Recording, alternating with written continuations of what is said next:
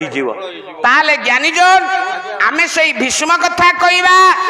से गेरस्थ स्वामी भर्ता स्वामी केते ना ता भितर जतिक जानिचे कहवा मार्ग को आसीबा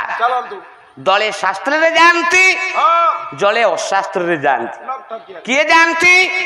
चंपूरा मान गोटे श्लोक पढ़ी पालापरा पैसा खर्च होची आउ मु बोली देबिनी कि शुणुथिबो मोर पंडित मंडली देई करी मन कन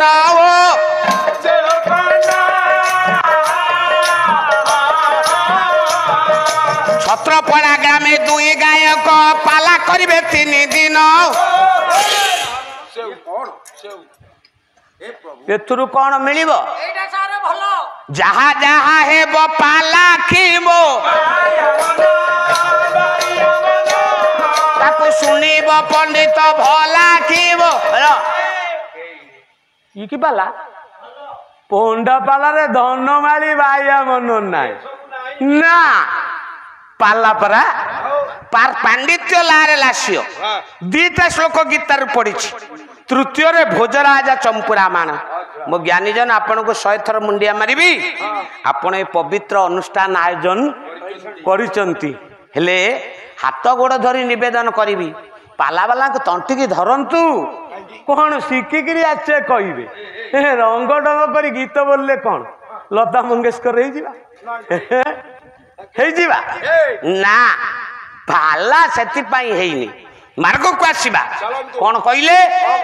दले शास्त्र रे जानती आउ दले अशास्त्र रे जानती गोटे छोटिया कथा मिसई दउची जो दिन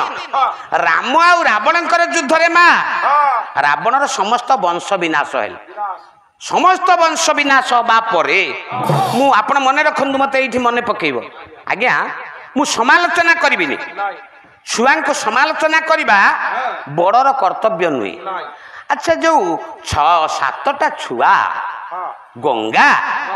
जोड़े पवित्र देवी जांको नाम स्मरण कले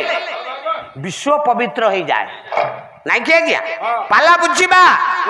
जे प्राणी गंगा नाम धरे 64 नरक मध्यु तरे बोली भागवतकार लिखिले 7टा निर्दोषी छुआ को काई मारले कौन पाइबार आज्ञा